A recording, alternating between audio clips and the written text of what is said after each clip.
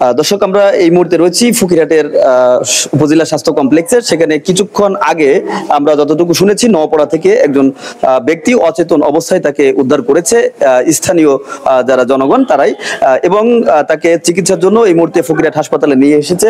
আমরা সেই যে ব্যক্তিকে আসলে চেতনানাশক খাইয়েছে আমরা তাকে একটু দেখানোর চেষ্টা করছি। আপনারা দেখছেন তিনি কিন্তু আসলে কোনো কথাই বলতে পারছে না, এবং তার কাছে আসলে কিছু চলে না, চোখ মেলানো লাগবে না, উনি আসলে কিছুই বলতে পারছে না। এখানে আসার পরে হাসপাতালে যারা কর্তব্যরত ডাক্তার তারা আসলে বলছেন যে তিনি অচেতন অবস্থায় ছিলেন এবং তাকে হয়তো চেতনানাশক কিছু খাওয়ানো হয়েছে। আপনারা তার ছবিটি আসলে এই মুহূর্তে দেখলেন, এবং আমরা স্কুলে আপনার তার ছবিটি আবারও আমরা দিয়ে দেব। এবং আমরা কথা বলছি, যেহেতু এটি ইমার্জেন্সি রুম, আমরা একটু বাইরে গিয়ে কথা বলছি। এখানে যারা তাকে উদ্ধার করেছে তাদের কাছে আসলে কিভাবে তাকে উদ্ধার করেছে এবং কতটুকু তার পরিচয় সম্পর্কে জানতে পেরেছে, তাদের সাথে কথা বলছি আমরা। ভাই, ওখানে আসলে আপনারা কতজন ছিলেন আর কিভাবে তাকে উদ্ধার করেছে এবং তার পরিচয় কতটুকু পেয়েছেন?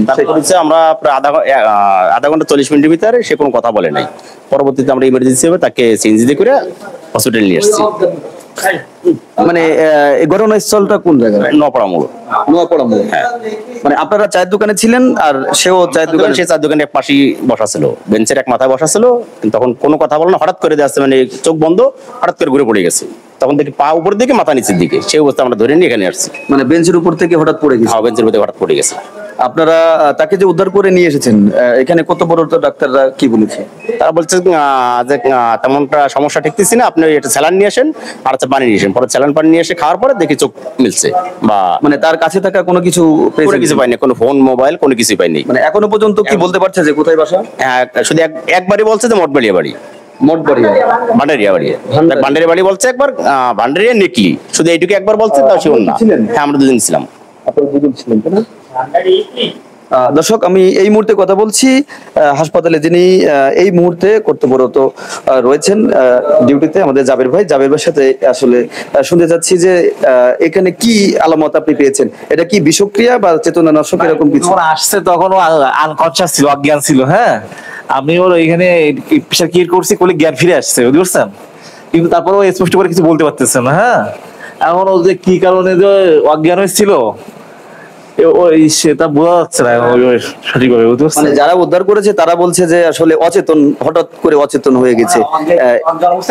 এই মানে অচেতন হওয়ার কারণটা কি হতে? আর ওই যে অচেতন বালতি আছে, তারাও কিছু ব্যবহার করে অচেতন করতে পারে। হ্যাঁ, অথবা অসুস্থতা জনিত কারণে অচেতন হয়ে পড়তে পারে। হ্যাঁ, মানে যেহেতু এই ধরনের রোগী আপনাদের কাছে প্রায় আসে, সে কিন্তু অনুমান কি আমরা সন্দেহ করতেছি যে মনে হয় কোনো অচেতন বালতি ওকে মনে হয় অচেতন করে ফেলে রেখে চলে গেছে, মনে হয় এটা মনে হচ্ছে। হ্যাঁ, যেহেতু ঈদের সময়, সেহেতু এই ধরনের এরকমই হতে পারে। হ্যাঁ, ধন্যবাদ আপনাকে। ধন্যবাদ আপনাকে।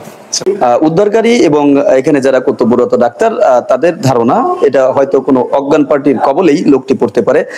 আপনারা যে অজ্ঞান পার্টির কবলে পড়া এই যে ব্যক্তিকে আপনারা দেখছেন, তারা এই ব্যক্তিকে পরিচয় যাতে জানতে পারে এবং তার স্বজনের কাছে ফিরতে পারে, সে কারণে আপনারা যারা ভিডিওটি দেখছেন তারা বেশি করে কমেন্ট করবেন, এমনটাই প্রত্যাশা।